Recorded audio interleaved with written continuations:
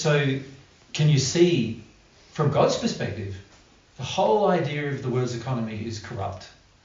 And that's why Mary and I gift all of our time. We don't charge you anything, because I know it's corrupt. So my desire is to love God first. So my desire is to live in a state where I'm not a part of the corruption. Does that make sense?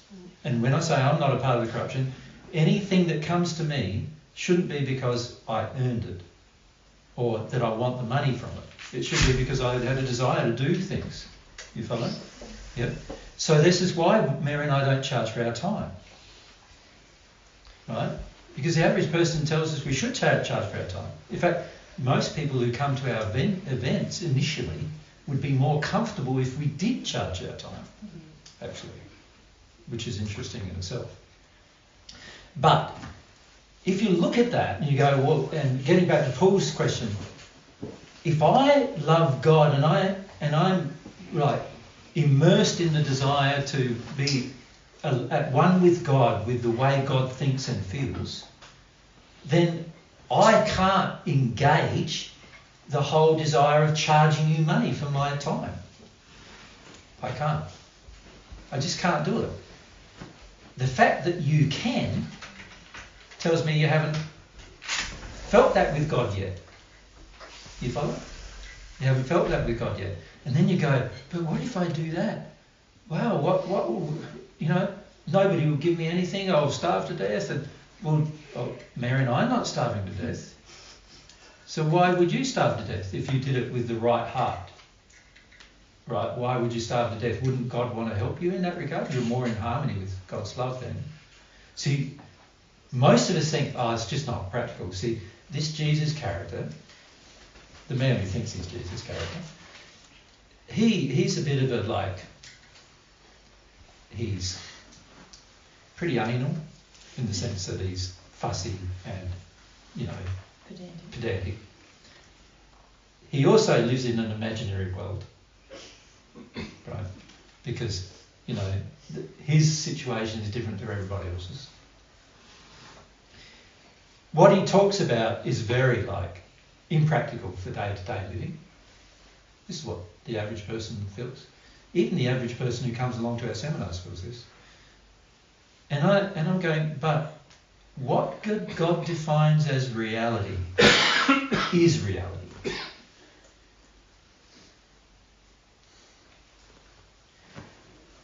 It has to become reality to me. Right? Because everything else, everything that God hasn't defined as reality is not reality. It's all fake.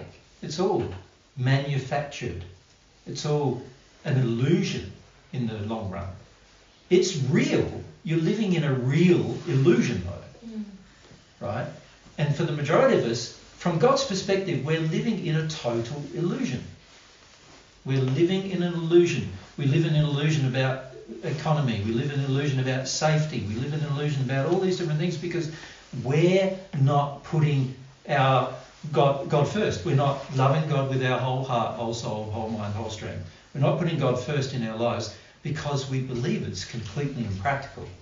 But actually, it's the only reality there is. So you can all do that in your day-to-day life. You can. You choose not to. Right? And you choose not to because you don't believe God's reality. It's quite simple. You don't believe that what I'm teaching you is God's reality. So fundamentally, you believe you know better than I do, and you know better.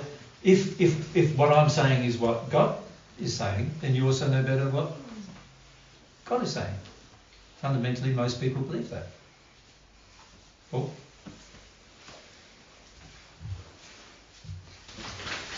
so this is a choice you made at some stage in your life. As soon as I realised God existed in the first century. I felt it in my heart, yes. God existed. Yes. As soon as I realised God existed, that was it. God's the only person who knows what's real. God's the only person who knows what the truth is. God's the only person who has all the information. God's the only person that is loving. in terms of God's definition of love. Once I realised that, it was like, my relationship with God has to be the first thing. If I want to live in harmony with the universe God created, it's the only logical thing for me to believe. If I know God exists, right, that's what I had to sort out first. If I know God exists for certain, then everything else doesn't make sense. Only what God knows makes sense. So that's since then I became the fussy, pedantic person you want me to be.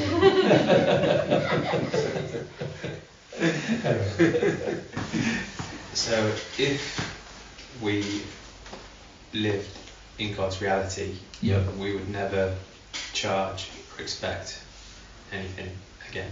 Correct. And everything would just be a gift. Everything would be a gift, wouldn't it then? And like, so when I plant a tree and it gets fruit, I just think, oh wow, it's like a little tiny piece of effort that I put into that. And look at all the things God did to make it all come real, to be real.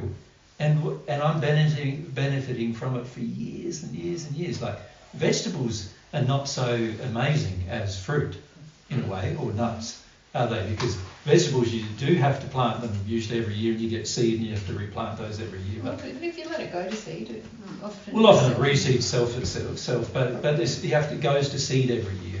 But with fruit and things like that, the tree is providing it year after year after year after. To my mind, it's one of the most remarkable things, and it also tells me that's what God wants me to eat. Because the thing that's the most plentiful and the things that require the least effort surely should be the things we eat the most. So that's why fruit and nuts are my biggest part of my diet than the other things. For that reason, it's more in harmony with God's reality, what God provided. See, and I say these things and people go, oh, that's really like drawing straws now type of thing, But once you're connected to God, these are the things you will feel. You'll feel all of these things. The same goes with the money situation. The same goes with work. Now, the real difficult question is, how do I do it in a world that expects completely the opposite thing? Yeah. Well, that's a tricky thing that you've got to work your way through emotionally, It is. And I've had to work my way through it emotionally, And what's happened in the past was I started to work my way through emotionally, realised I need to make a change. I made the change and I went broke. I spent all my money and there was none coming in. And there was nobody, I was teaching people, but nobody thought to give me a gift of something, food or clothes or something, money to buy those things. Nobody thought to do it. So then I had to address the fact that I couldn't continue teaching unless somebody done it. I had to talk about it with people. So if you look at our past recordings, you'll see there's many times when Mary and I have had to sit down and say to a group of people, this money thing, this gifting thing needs to be addressed. Because if you can't feel in your heart the benefit of receiving a gift on your own part and then want to give a gift in return, then it really does demonstrate how lacking in love you personally are. So we had to address that as well, and everyone then thought, all he's doing is asking for money. Which I wasn't. But it is an issue that had to be addressed. So you will have to address those issues with people. You will have to do the same thing at some point. And most of us don't want to.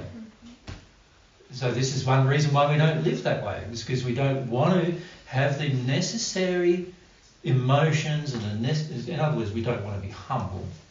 We don't want to have the necessary emotions and go through the necessary experiences and address people's unloving behaviour towards ourselves because we think, they'll just think we're being selfish or something. Well, do you think I'm very selfish? You've got to be honest. No. No? Right.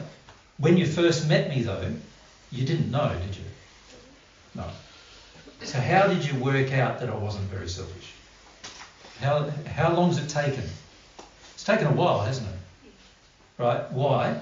Because you've got to see how a person acts over time look to see whether they're motivated by selfishness or not, don't you? Yep. So that's going to be the same with you. When you start doing this, there's going to be a delay where people are working you out.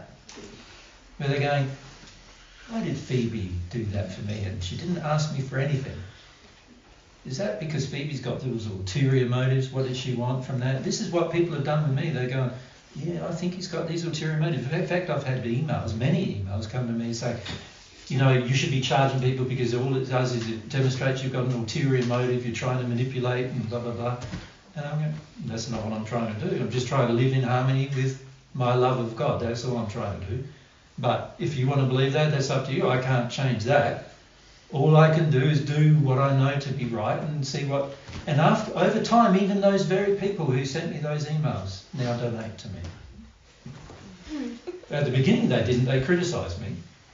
But now some of them donate to me, right? Because they know what they said initially wasn't true. Right? It's going to take time for people to see that your relationship with God is the most important thing. And that the way God loves is the most important thing of what you want to, how you want to love. It's going to take time for people around you to see it. It's not going to be something that can be instant. Yeah. Because, you know, people start from a very mistrustful place. And you can understand why. The world, look at the world. There's a lot to mistrust in it, isn't there? You're getting lied to in the world every single day of your life. From the time you're born almost, lied to by your parents, and all the way through your school years you're getting lied to. You know, because they're presenting as truth things that are not even true. So you're getting lied to. And then by the time you become an adult, you've started the lying and continuing the lying yourself. But on top of that, you're getting lied to by the media. You're getting lied to by the government. You're getting lied to by society. You're getting lied to by every single profession who doesn't know the truth, which is every single profession. You're getting lied to in some way. So of course it's hard for you to trust that somebody's not lying to you. Right? And when somebody is saying, oh, you don't need to pay me, you're going, what's he up to? You're even more suspicious. Right? Because this is how you've been taught to think. Everybody's lying to you somewhere. What's the hook? What are they trying to do? And this is what people are going to think of you when you try to do it. Exactly the same. And you're going to have to address that. Right? But this is what we can do. We can do that. If we have our relationship with God as our primary thing, we'll want to do that. Because you'll want to love people the way God loves those people, not the way those people expect to be loved. So we were talking, you remember we started the conversation off with how addictions are playing a part in our life, interfering with our relationship with God. Yeah. And so, and as we've gone, you can see every addiction is out of harmony with God's love. And anything that's out of harmony with God's love is going to interfere with our relationship with God, naturally. And so when it comes to things like even the addiction of earning money is even out of harmony with God's love. Because they are addictions, actually. Mm-hmm. Yeah.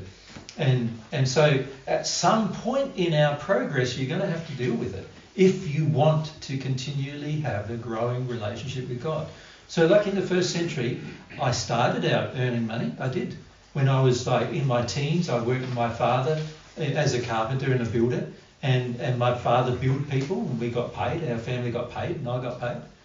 But after a while, I realised that it wasn't in harmony with God's love. So once I left my father's work employ, which I was about 8, it was, probably close to 20 by that stage. But once I left his employ, I also decided I was no longer going to work for money.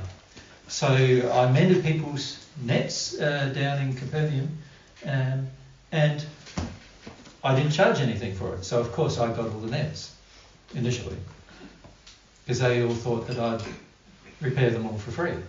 But after they were saying, well, I don't have anything to eat, then they said, well, we'll give you something else. So what happened was, over time, the people who were the fishermen, and I didn't eat fish, by the way, in the first century. So Some of them had fruit blocks, and like John and James, who you know as John the Apostle and James, and their father had a fruit block. Zebedee, his name was. He had a fruit block, and they had grain and everything else, and they used to give me grain or fruit or whatever for mending their nets. Right? But I didn't expect it. They just gave what they could. So I got to the stage where almost everything in my life, by the time I was 25 in the first century, everything in my life came from gifts from others, because I gifted my time in everything I did. So I still worked. I made furniture still during that stage, and I mended nets and other things like that. So I still worked, but I did it for free. And people realising my motivation eventually gave me what I needed to live. I was gifted a little flat, you could call it, I suppose, in Capernaum, to live in.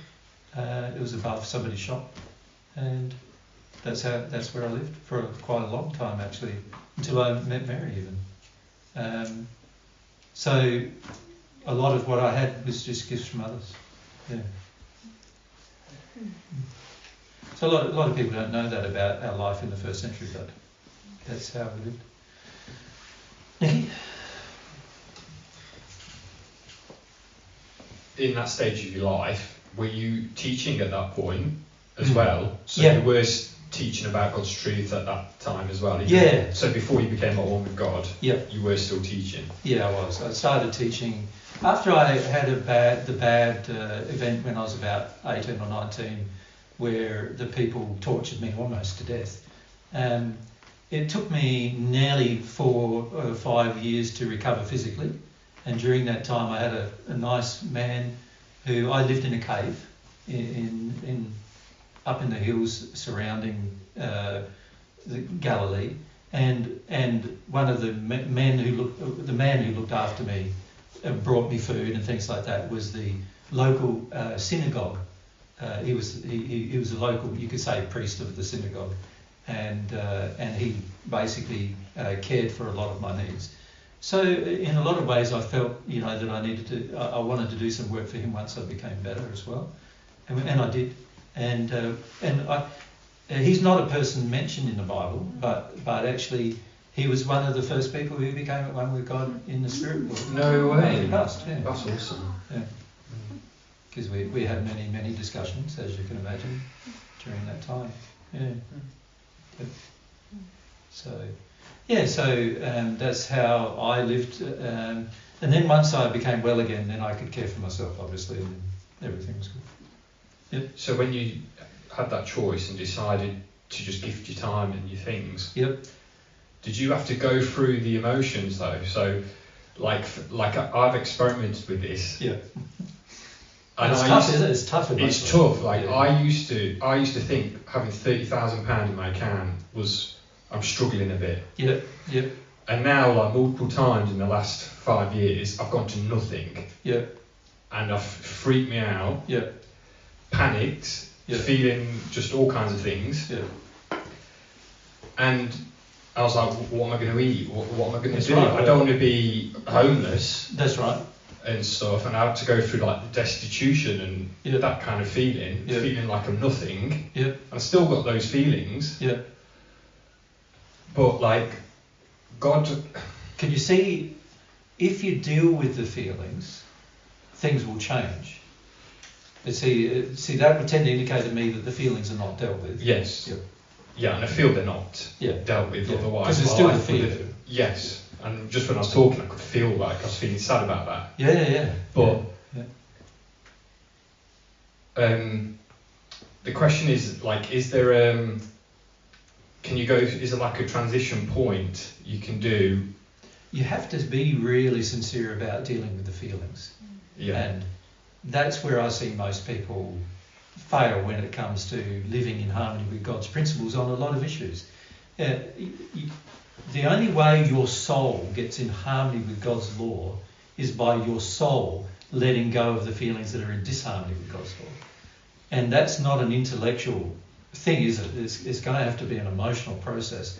And when it comes to things like finances, there are lots of emotions involved. Lots of emotions. There's lots of issues of worth in most people when it comes to money.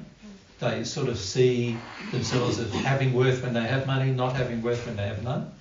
There's also a lot of issues of responsibility involved, because you still need to work. See, a lot of people go, well, if I'm not going to get paid, then I'm not going to work either. And that's not the principle, is it? The principle is I'm going to work and provide for myself, but I'm not going to like charge people for what I do. I'm not going to expect anything from people for what I give them. Yeah. Now, to do that requires you also shifting through a lot of emotions as well, like expectations from people, value. Do you value the gift given in your time, even if nobody else values it? See, for me, like I've been teaching Divine Truth now, and not yet in a state where I'd like to be, but I'm teaching Divine Truth now for 15 years or so, more maybe, in this life. For 15 years. Yeah, so 17 years, 18 years, and during that time, I've wanted to live the way God, as I said to Paul, my love for God. With my whole heart, my whole soul, my whole strength, I'm going to follow these principles, no matter what.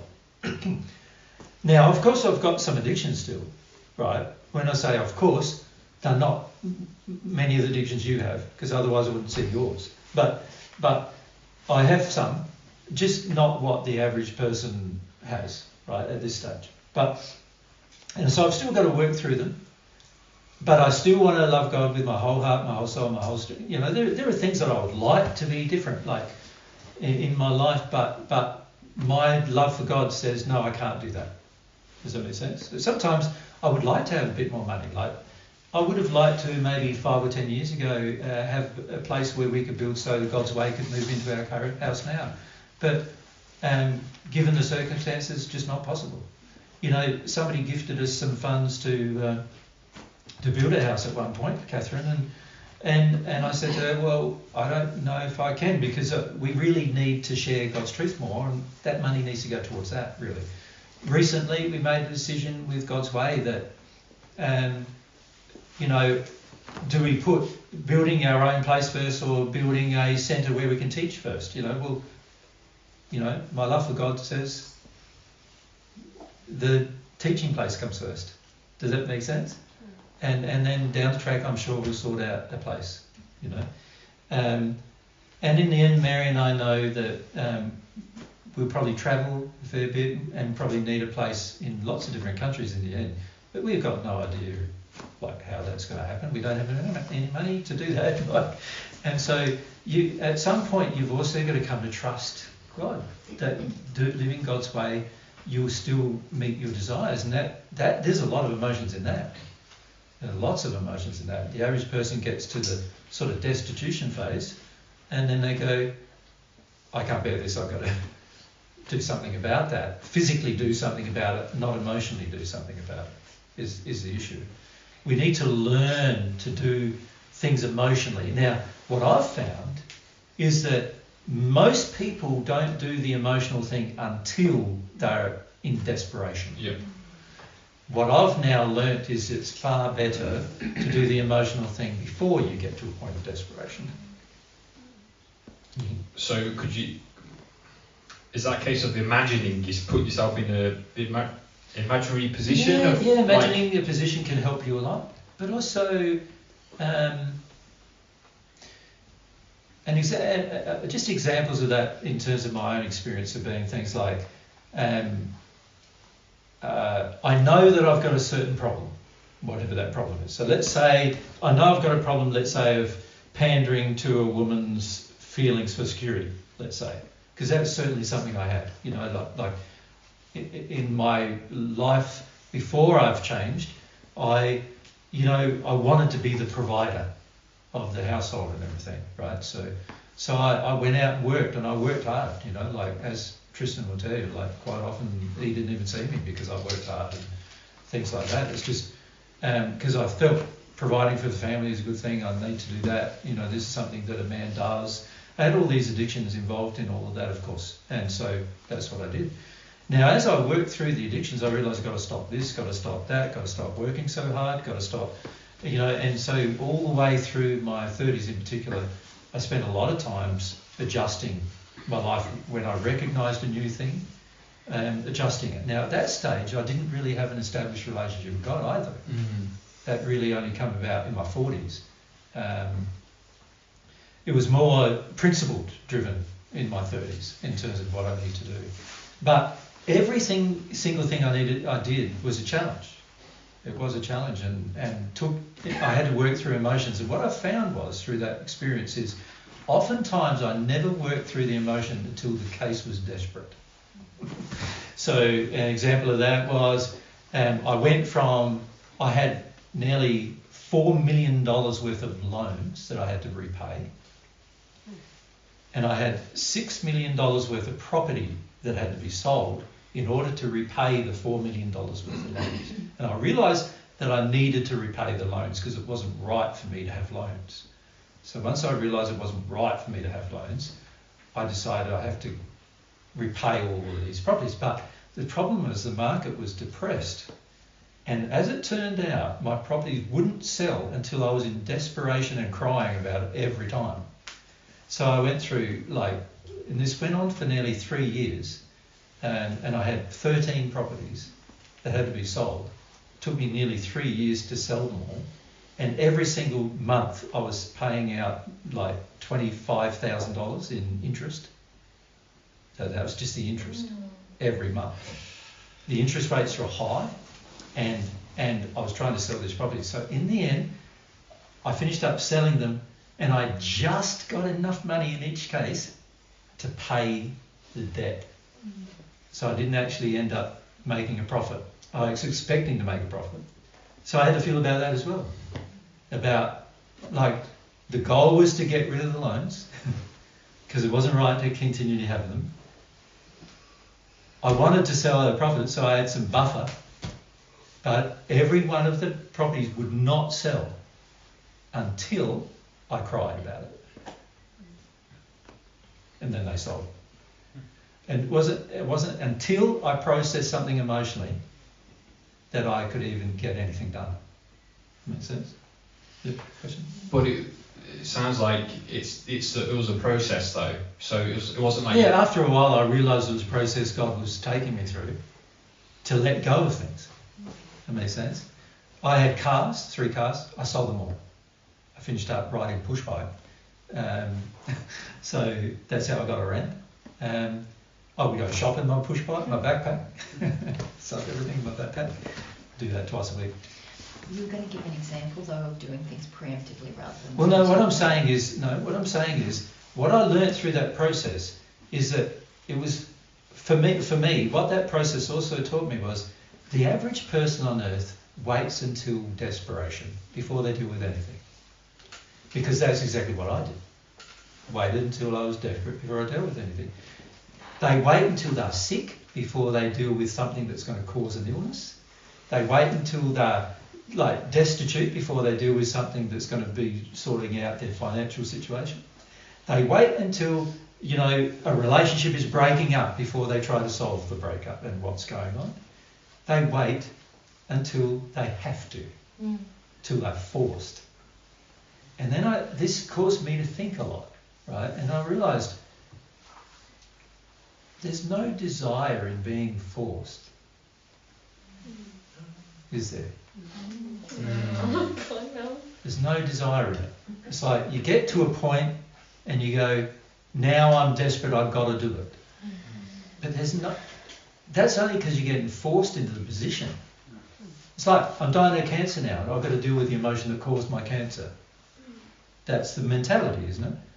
The thing that I'm dying of, or the thing that's desperate, my relationship's breaking up. Now I've got to deal with the fact that I've treated my wife badly. My relationship with my children, they're becoming demanding little brats. Now it hurts me because they're demanding all my time and energy and effort. Now I've got to deal with it. Not before then. but when it's desperate for me. And then I realised, wow, it's so selfish. It's just so selfish that we wait and wait and wait and wait until the point of desperation. And then we go, please God help me. Oh, why isn't God helping me? Oh, I want to know now. You tell me. We think we find somebody who can educate us and we go, now I demand your time to tell me. And this is all a continuation of the selfishness, you follow? And I realised, look, the average person, this is what I was like. And I was a person who was quite self-reflective. The average person does this on automation, you know. And so I'm going, okay, there's no desire in that. And once I, was feeling about my relationship with God, so by this time I'm 40, I'm thinking about my relationship with God, and I'm going, for it to work, there's going to have to be some desire in it. There's going to have to be some passion on my part in it. That also means that for me to deal with my addictions, there's going to have to be, if I want to do it while I'm on earth, not just do it when I'm forced. Because if you do it with your force, it's going to take you, on the average, probably 300 years to deal with your addictions, if you're forced. You mean through the law of compensation, grinding you down? Yeah. On the average. Some people take longer, up to 1,000 or a couple of thousand years, and other people shorter, but probably the average is around 300 years or so, if you're forced. And also, if you're forced, there's no heart in it, is there? It's sort of like, oh, I've got to do that, now I've got to do that because I have to, go and do this, I've got to do that because I have to, Oh, Mary's forcing me to deal with the fact that I treat her badly, oh, I suppose I better do it, because otherwise I'll lose Mary, and none of them are good reasons, are they, really? And then I realised, well, if I really want to do things God's way, I have to get to a stage where I want something before I'm forced. I want to deal with the thing before I'm forced by a circumstance to dealing with it. Now, to do this, to do it properly, I'm going to have to discover the thing that I need to deal with as much as I'm possibly able to, and then I need to put my energy and time and particularly my emotional work into addressing it. That's what I'm going to have to do. I'm going to have to first recognise what the problem is, and it might take years to recognise a problem. In my case, it has taken me oftentimes years to recognise the problems. It has. And then I'm going to have to put some emotional energy and thought and time into actually developing a desire to deal with it to the point where I want to deal with it, and then actually taking the time to deal with it. And that has to become a priority in my life. Now I'm driven by desire to progress, not by pain.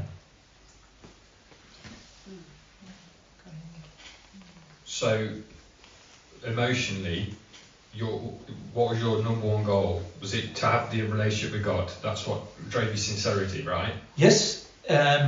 Of course, there are times when there's things you didn't even know about, and all of a sudden you start to feel some pain in your body, or you start to feel like constricted somewhere emotionally or physically, or you're starting to notice a relationship not working very well, or friendship not working very well, or something like that. So there's these times in your life where you do start to realise something that you didn't realise before. Now, of course, you can't address anything you don't realise. You have to first have a realisation in order to address it. So you can't you can't do this with things you don't realise yet. You have to come to realise them. But one of the things that I started to realise after I started developing my relationship with God is that God wants to tell me what they are. And also the law of attraction is quite obvious as to what things are. So this caused me to make more notice of the law of attraction and also pray more, so that I could hear, be more emotionally open, so I could hear what God's saying is a problem. Does that make sense to you? But also want to know it and want to hear it, but then also looking at my attractions, what I attract. The law brings me attractions based on my condition, and I need to look at those attractions. What are those attractions? And this caused me to look at things and go, so over time, this is how I've recognised that I don't have enough love of self, for example, because initially I thought, I didn't even think of it, to be honest. Didn't even think of love of self as a thing. But over time, the way people would treat me was usually quite bad, even though I shared my time and energy and effort and very rarely treated them badly. Often they would treat me quite badly, and I'm going, well, why is that happening? And then I started realising I don't have enough love of myself in these situations. So this has caused me to realise something that I didn't know before, right?